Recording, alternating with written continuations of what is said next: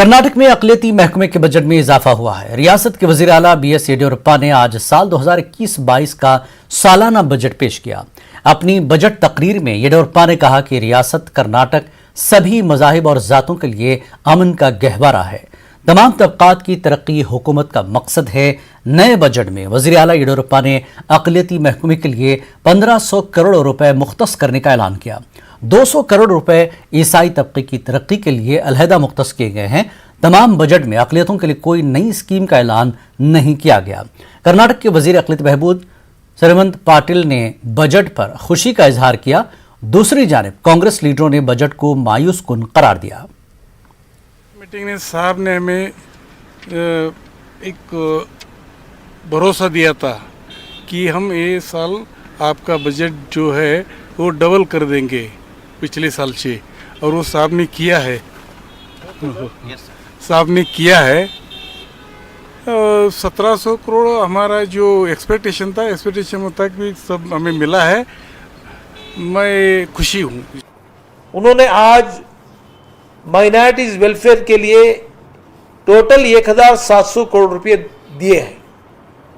1500 करोड़ रुपए minorities welfare के लिए और 200 करोड़ रुपए exclusively for the Christian community के लिए, उनकी चर्चेस के रिपेयर और उनके कम्युनिटी हॉल बनाने के लिए और उनके ऑर्फनेजेस के लिए उन्होंने ये रकम जो है इस बजट में रखी है।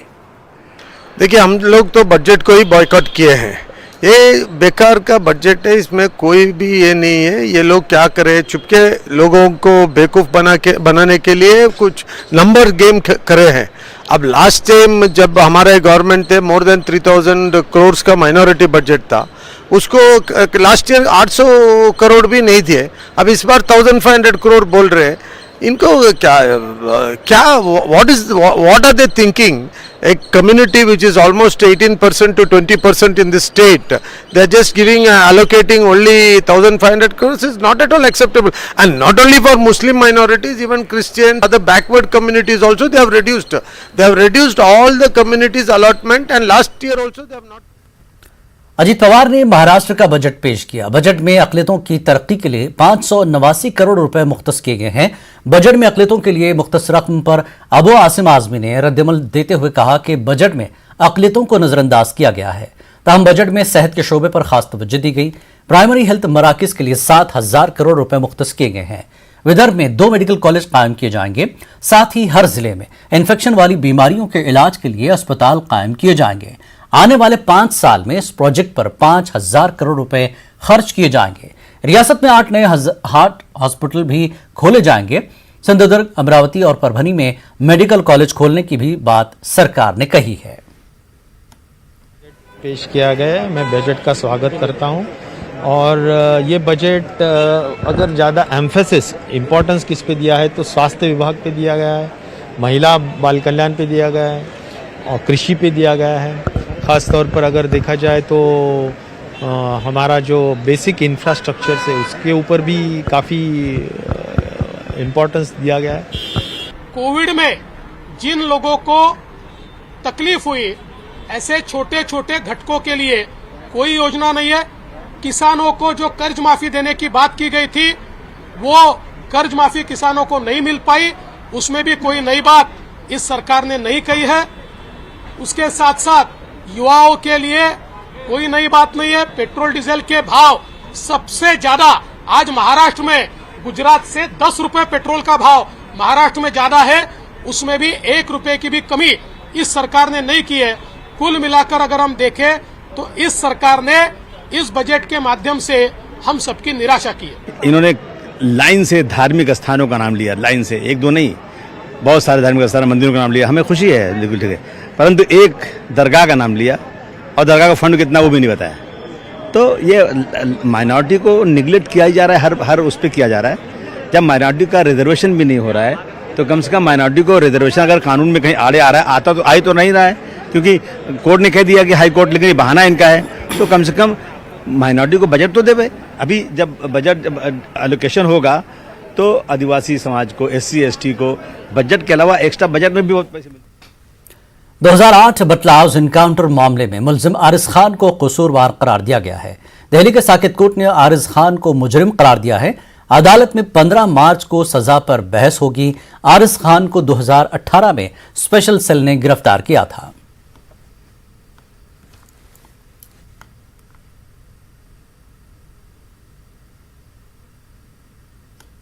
Case with utmost sincerity prosecution किया इसका, और जितने भी हमारे पास एविडेंस थे सारे फैक्ट्स और तथ्यों को देखते हुए सारे एविडेंस हमने पेश किया और कोर्ट के सामने रखा। जो कोर्ट ने हमारी बातों को सही माना, एविडेंस को लीगली एडमिसिबल पाया, जिस बेसिस पर इन्होंने कोर्ट ने आज दोषी करार दिया इनको। क्या ये इंस्पेक्टर मोहन चंद शर्मा की हत्या के मामले में क्या ये पूरी तरह से शामिल थे? क्या आप लोग ये साबित कर पाए और क्या सज़ा उन्हें हुई है? हम बियॉन्ड रीजनेबल डाउट ये साबित कर पाए कि ये शख्स वहाँ मौजूद था जब इनकाउंटर हुआ और इसने हमारे पुलिस वालों पे गोली चलाई, जिसमें मोहन चंद शर्मा की हत्या की गई और हमारे दूसरे हेड कांस्टेबल बलवंत सिंह को ग्रीवियस इंजरी काज की गई। नहीं, देखिए संतुष्ट तो बिल्कुल नहीं है। बहुत मेहनत करा था इस केस में। कोर्ट ने सारे एविडेंसेस जो भी ऑन रिकॉर्ड थे सबको रिलाय करा है। हमने सारे एविडेंसेस को डिस्प्यूट किया है, काफ़ी मटेरियल ऑन रिकॉर्ड पेश किया है। जो कोर्ट का कहना है बियॉन्ड रीजनेबल डाउट, वो कोर्ट का जो भी आदेश है उसका हम पालन करेंगे, बट हमने अपनी तरफ से काफ़ी मेहनत किया था इस केस को। फिलहाल इस मामले में जितना जो चर्चित बटला हाउस इनकाउंटर रहा, जिसमें इतनी राजनीति हुई और इतना विवाद हुआ, उस मामले में आज एक आरोपी आरिज खान को अदालत ने दोषी माना है। कैमरामैन अनिल के साथ खुर्रम शहजाद, न्यूज़ 18 दिल्ली।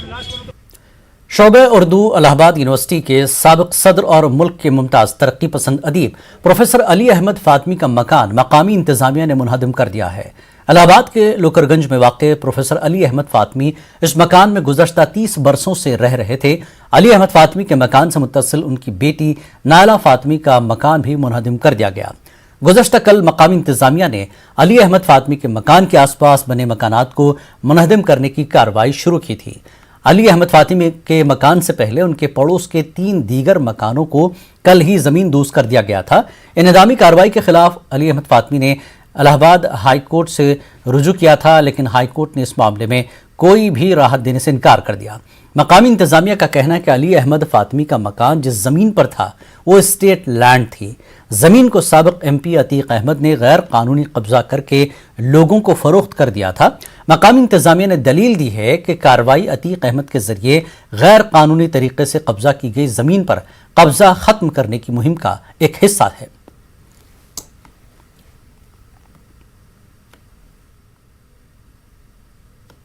वक्त एक ब्रेक का, ब्रेक के बाद फिर लौटेंगे।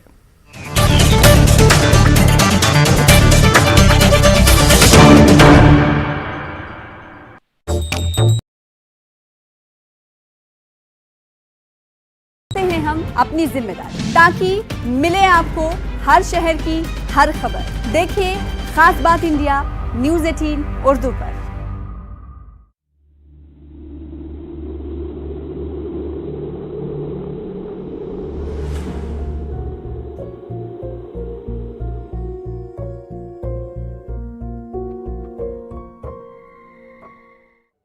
नेटवर्क 18 ला रहा है इस दौर की सबसे बड़ी खबर, कोरोना से सबसे बड़ी जंग। 1200 रिपोर्टर, 20 चैनल और 15 भाषाएं। हम बाहर निकलते हैं ताकि आप घर पर रह सकें। 55 करोड़ दर्शकों के भरोसे का शुक्रिया। नेटवर्क 18 ग्रुप, भारत का सबसे बड़ा मीडिया नेटवर्क।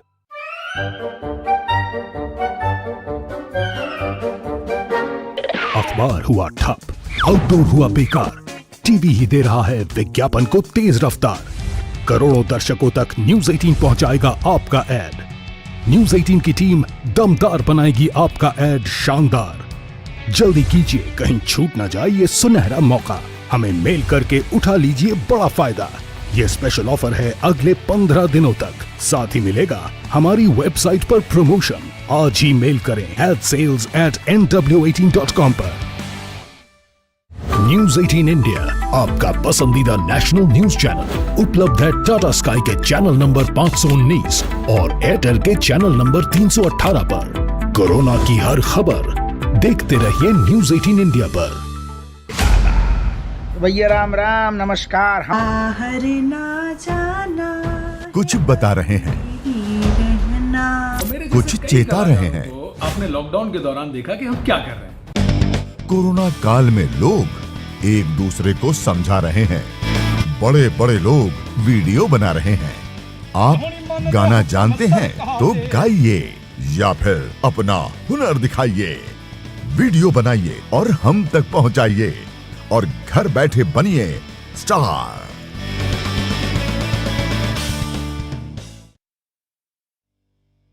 न्यूज 18 इंडिया आपका पसंदीदा नेशनल न्यूज चैनल उपलब्ध है डिश टीवी के चैनल नंबर 663 और D2H के चैनल नंबर 306 पर। कोरोना की हर खबर देखते रहिए न्यूज 18 इंडिया पर। 5 बजे, 6 बजे, 7 बजे या 8 बजे अलार्म आपको हर सुबह सिर्फ नींद से उठाता है, पर जगाता है क्या? मुल्क की हर खबर पर रहेगी हमारी नजर, इसलिए हम लेकर आए हैं आज की ताजा खबर। सुबह के 9 बज चुके हैं। ताजा खबरों की शुरुआत करेंगे, लेकिन सबसे पहले नजर हेडलाइंस पर। तो अब सिर्फ उठिए नहीं, जागिए। मुल्क के हर कोने में फैला है। और अब खबर यौम ख़वातीन से जुड़ी।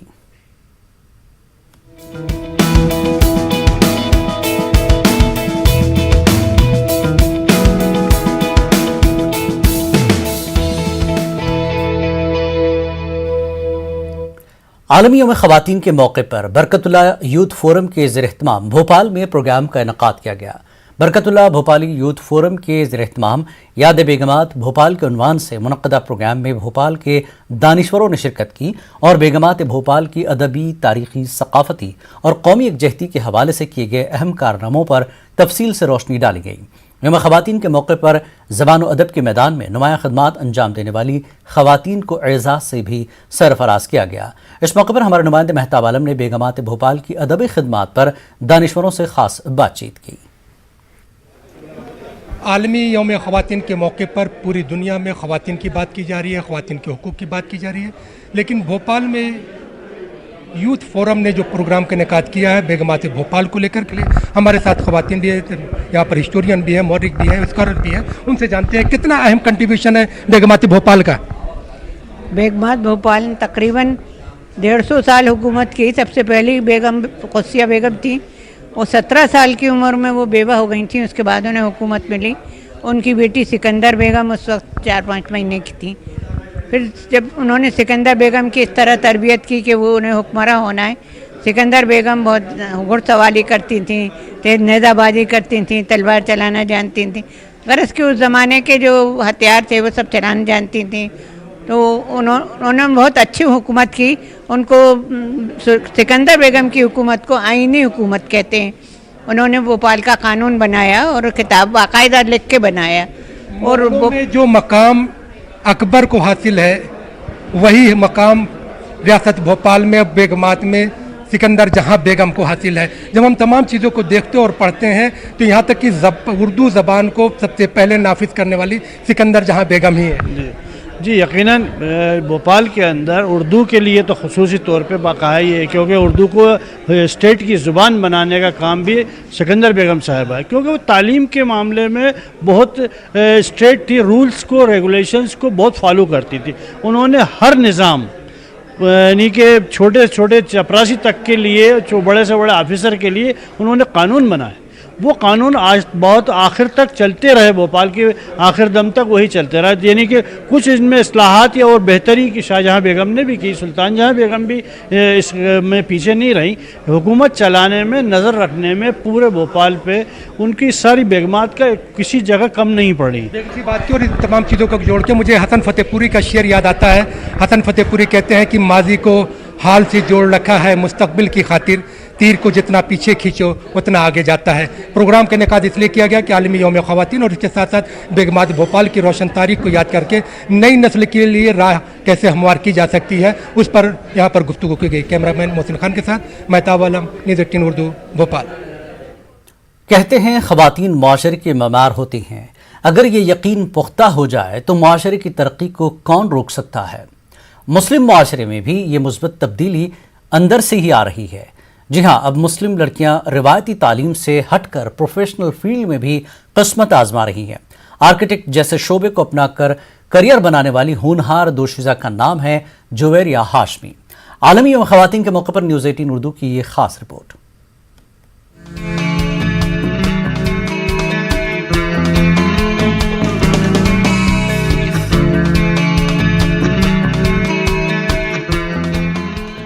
आर्च की फाइनल ईयर की तालिबा जुवेरिया हाशमी ने अपने घर के डिजाइन से अमली मैदान में कदम रखा और देखते ही देखते अपने ख्वाबों के घर को हकीकी रूप भी दे दिया। जुवेरिया हाशमी ने अपनी सलाहियतों को लोहा अपने घर की तामीर और बारीक बारीक चीज़ों का ख्याल रखते हुए मनवाया। आज कोई भी इस खुशनुमा मकान को देखकर मुतासिर हुए बगैर नहीं रह सकता। जुवेरिया ने अपने अमली सफ़र की रुदात कुछ यूँ बयान की। मैं इंटीरियर्स के कुछ काम भी कर रही हूँ और मोस्टली मॉड्यूलर किचन्स वगैरह में भी मैं अभी काम कर रही हूँ। मैंने मेरे खुद के घर का इंटीरियर किया है और उसके अंदर हम लोग जितना पॉसिबल हो सकता था मैंने अपना बेस्ट प्रूफ करने की कोशिश की है। और मैं औरंगाबाद में ही 2-3 इंटीरियर डिज़ाइंस पे भी काम कर रही हूँ। आर्किटेक्ट शोबे पर एक तरह से मर्दों की इजारादारी रही है। इस शोबे में ख़वातीन की रसाई आज भी किसी चैलेंज से कम नहीं है। जुवेरिया हाशमी को भी उन दुश्वारियों का सामना करना पड़ा, लेकिन कहते हैं कि सलाहियत अपना लोहा खुद मनवा लेती है। जुवेरिया हाशमी के साथ भी कुछ ऐसा ही हुआ। अब देखेंगे मेजॉरिटी 90% ये फील्ड में पूरे मेंस रहते हैं। अब as a women you need to first prove yourself. You can not just start, मतलब आप ज़ीरो से स्टार्ट नहीं कर सकते। पहले आपको आपकी वर्थ साइड पे बताना पड़ती है, then people start listening to you. थोड़ा उसका था मसला, पर अभी कैसे है, एक बार उनको समझ में आ गया ना, लोग समझने लगते। ख्वाब देखना इंसान की फितरत में शामिल है। जुवेरिया हाशमी ने भी बचपन से ही खूबसूरत इमारतों की तामीर का ख्वाब देखा। इराक़ की मारूफ आर्किटेक्ट ज़ोहा हदीद इनका रोल मॉडल रहे हैं। वालिदैन ने इस ख्वाब में कुछ यूँ रंग भरा कि बेटी की बुलंद परवाज़ शुरू हो गई। जुवेरिया मुस्तक़बिल में खुद की कंपनी कायम करने का अज़्म रखती हैं। तो बचपन में ही हमने जो है तो एक देखे थे इसके ड्राइंग्स वगैरह और इसके जो वो था क्या बताएंगे उसको कि टैलेंट वगैरह जो दिखा था उसका, तो उसमें दिखा था कि ड्राइंग्स वगैरह बहुत अच्छे कर सकती है करके, और उसके हिसाब से जो कर्व्स वगैरह जो बनाती थी ये, तो that time we have thought कि हो सकता इंशाल्लाह ये आगे चल के कुछ तो भी प्लानिंग में वगैरह अच्छी। हमने तो सोचे भी नहीं थे कि आर्किटेक्ट करवाएंगे करके, तो उधर तो ख्याल भी नहीं गया था। मगर फिर 11-12 में आने के बाद उसने बहुत ही डरते डरते ख्वाहिश को जाहिर की, क्योंकि मुस्लिम फैमिलीज़ में और ख़ानदान में जैसे इसका तस्वुर, और बच्चियां भी हिम्मत नहीं करती बोलने की, तो मैं उसके साथ फ्रेंडली रहती थी शायद, तो उस वजह से उन्हें मेरे सामने शेयर की और मुझे अपनी सपोर्ट के लिए कहा। मेरा मकसद ये है कि मैं आगे चल के MS करूँ अर्बन डिज़ाइन में, और मेरी एक खुद की रेप्यूटेड फर्म होनी चाहिए। कभी गारों को अपना मस्कन बनाने वाले इंसान ने उन गारों को जब तराशा तो दुनिया हैरत ज़दा रह गई। जुवेरिया हाशमी की इन पर गहरी नज़र है और वो कुछ नया करके दिखाने का अज़्म रखती हैं। ये राह दुश्वार ही सही, लेकिन इकबाल ने ऐसे ही नौजवानों के लिए कहा है, तुम दिए बादे मुखालिफ से न घबरा ए औकाब, ये तो चलती है तुझे ऊंचा उड़ाने के लिए। न्यूज़ 18 उर्दू के लिए औरंगाबाद से अजहरुद्दीन की रिपोर्ट।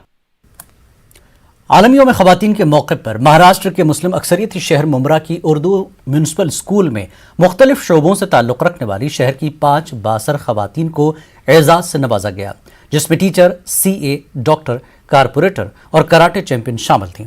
इस मौके पर ख़वातीन ने अज़्म किया कि इस्लाह मुआशरा, जहेज़ और लड़कियों की तालीम पर वो अपने घर से मुहिम शुरू करेंगी।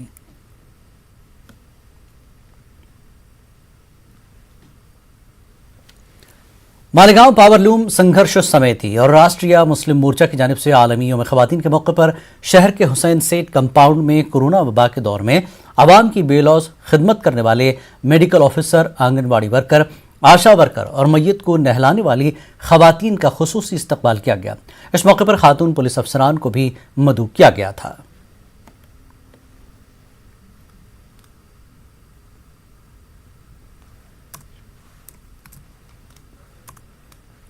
औरंगाबाद के इमाम रुकन पार्लिमान इम्तियाज जलील ने जालना रोड पर वाक़ मुतनाज़ा वक्फ जायदाद के करीब पहुंचकर धरना दिया और सरमाकारों से अपील की कि वो इस जायदाद में सरमाकारी से परहेज करें, क्योंकि ये वक्फ प्रॉपर्टी है और वक्फ प्रॉपर्टी किसी को फ़रोख्त नहीं की जा सकती। इम्तियाज जलील ने इस मौके पर इंतबा दिया कि वक्फ जायदादों पर काबिज लैंड माफिया की सरकूबी तक वो खामोश नहीं बैठेंगे। वाज़ेह रहे कि इम्तियाज जलील का इल्ज़ाम है कि वक्फ हुक्काम की मिलीभगत से 100 करोड़ की प्रॉपर्टी कौड़ियों के मोल बेच दी गई है। की है, यतीमों की है, बेवाओं की है। हम यहाँ पर उनके लिए स्कूल्स खोलना चाहते हैं, हम कम्युनिटी के बच्चों के लिए है तो कॉलेजेस खोलना चाहते हैं, हॉस्पिटल्स खोलना चाहते हैं। लेकिन यहाँ पर देखेंगे जिस तरह के बड़े आलीशान कॉम्प्लेक्सेस यहाँ पर खोले गए हैं, हम जिन जिन लोगों ने इसके अंदर पैसा इन्वेस्ट किए हैं, हम उनको ये कहना चाहते हैं ये लड़ाई हम आखिरी तक लड़ने वाले हैं। तो आपका करोड़ों रुपया डूब जाए इससे पहले आप लोग अपने अपने पैसे इन धन्ना सेठों से वापस लीजिएगा, क्योंकि हम ये लड़ाई यहीं पर ख़त्म नहीं करने वाले, ये लड़ाई आगे भी जारी रहेगी। और एक सोशल मीडिया पर एक वीडियो वायरल हो रही है जिसमें नरसिम्हानंद सरस्वती नामी धर्म गुरु जो एक ख़ास मजहब के खिलाफ बयानबाजी कर रहा है, इसके इस बयान से नामुस रिसालत पर आंच आ रही है, जिसकी वजह से मुसलमानों के मजहबी जज्बात मजरूह हो रहे हैं। मजहब इस्लाम के खिलाफ बयान देने वाले धर्म गुरु के खिलाफ कार्रवाई का मुतालबा होने लगा है। इस सिलसिले में तहफ़्फ़ुज़ नामुस रिसालत बोर्ड नांदेड़ की जानिब से एक वफ्द ने आज जिला कलेक्टर से मुलाकात की और उन्हें एक मेमोरेंडम पेश किया।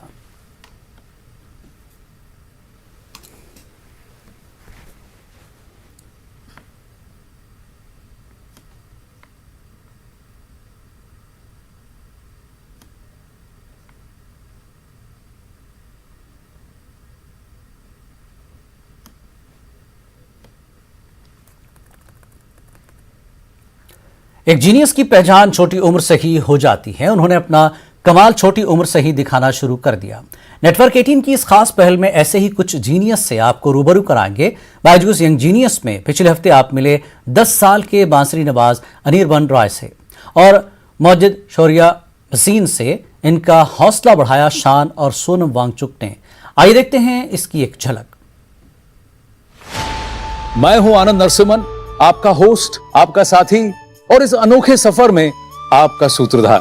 आइए मिलते हैं बंगाल के उत्तरपाड़ा से सुपर टैलेंटेड अनिरबान रॉय से।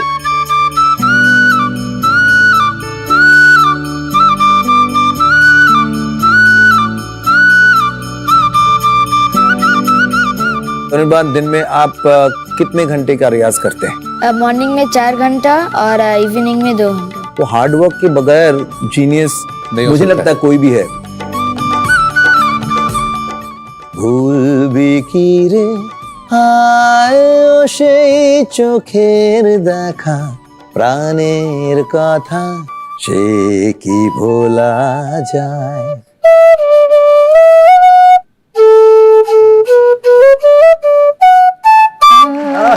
क्या बात!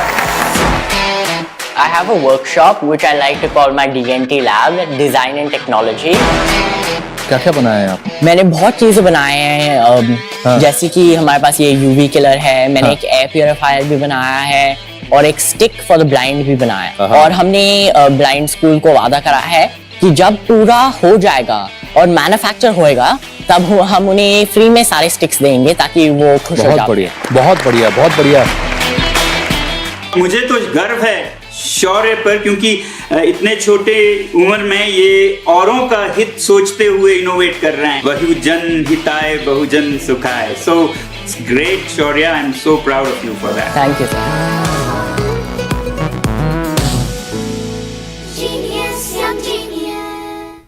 खास बात इंडिया में फिलहाल इतना ही। आदाब।